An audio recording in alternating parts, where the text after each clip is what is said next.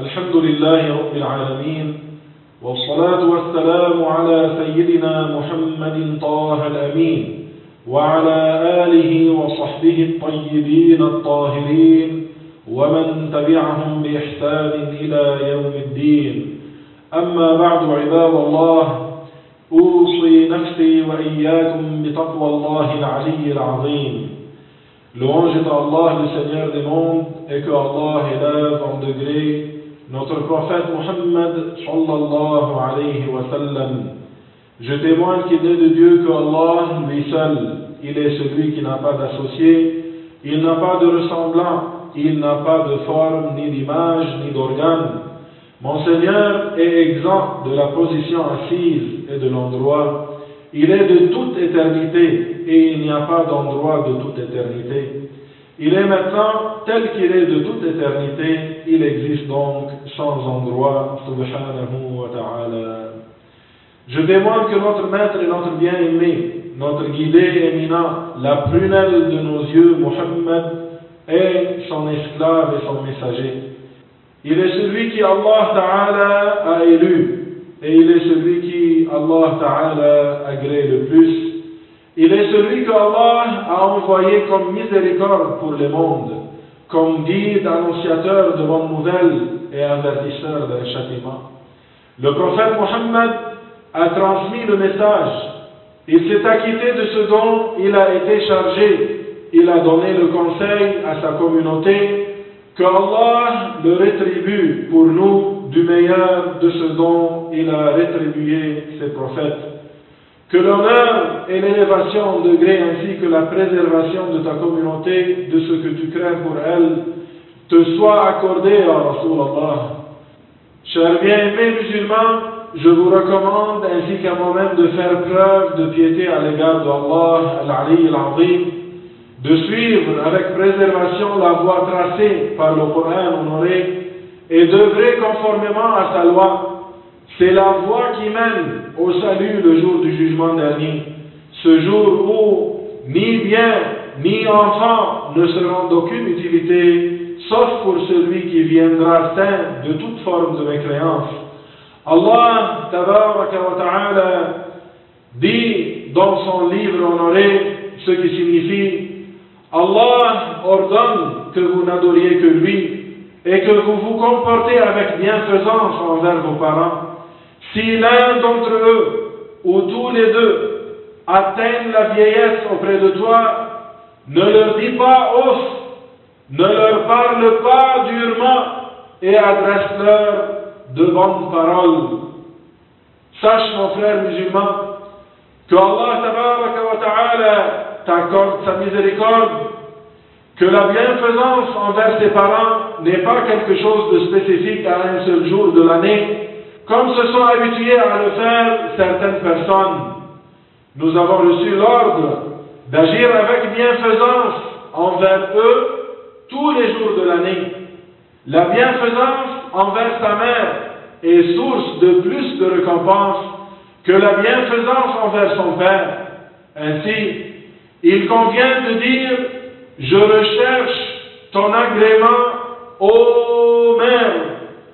Combien est-elle belle cette parole, et comme sont belles les paroles de fidélité envers notre propre mère, elle qui nous a éduqués, qui s'est fatiguée, qui a veillé, qui nous a dorlotés, qui nous a enseigné. Mère, à toi ces paroles du fond de mon cœur, ton agrément, mère, ton agrément. Un des grands savants de la communauté a pleuré lorsque sa mère fut évoquée. Il a dit: si elle vivait encore aujourd'hui, je serais à son service. Allahu Akbar.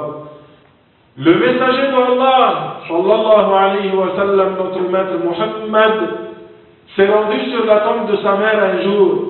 Il est resté longtemps et s'est mis à pleurer.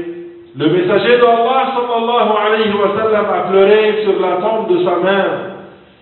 Il lui a été dit: ô messager d'Allah, nous t'avons vu rester longtemps auprès de la tombe de ta mère et pleurer.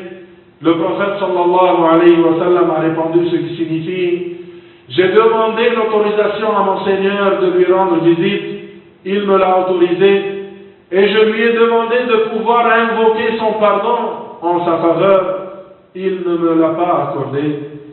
La signification de ceci est que Allah tabaraka wa ta'ala l'en a empêché, bien que Amina fût croyante et vertueuse, ceci afin que ceux dont les pères et mères sont morts idolâtres ne soient pas dans la confusion et ne demandent pas le pardon en faveur de leurs pères et mères idolâtres, ayant voué l'adoration à autre qu'Allah.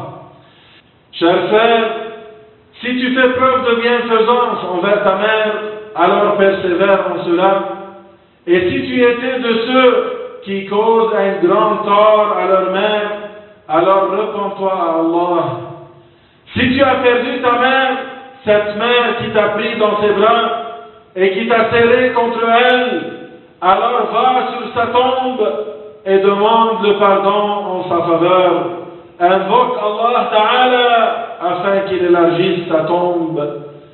Agis avec bienfaisance, mon frère, envers ceux qui ont agi avec bienfaisance envers toi. Quelle autre rétribution y aurait-il pour la bienfaisance si ce n'est pas la bienfaisance?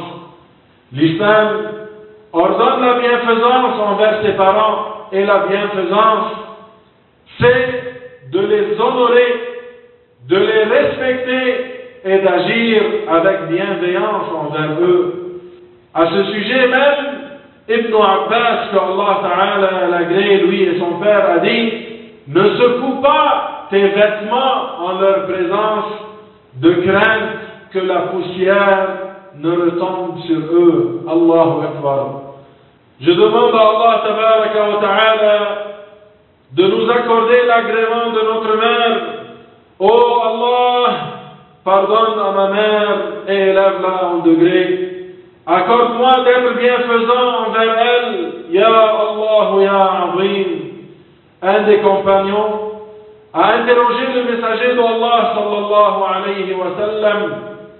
Il lui a dit ce qui signifie: qui parmi les gens mérite le plus ma bonne compagnie, Ya Rasulallah?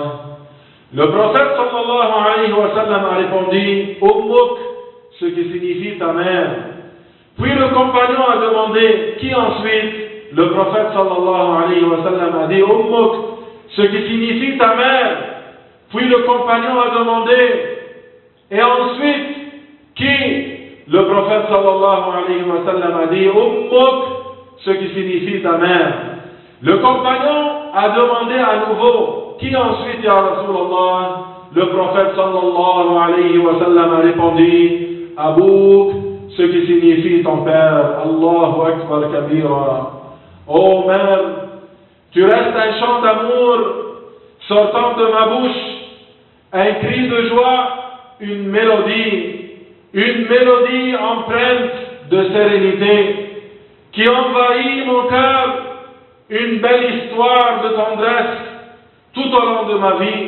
Qu'Allah t'accorde ses bénédictions, qu'Allah t'accorde ses bénédictions, qu'Allah Ta'ala m'accorde d'agir avec bienfaisance envers elle par le degré de Muhammad sallallahu alayhi wa sallam.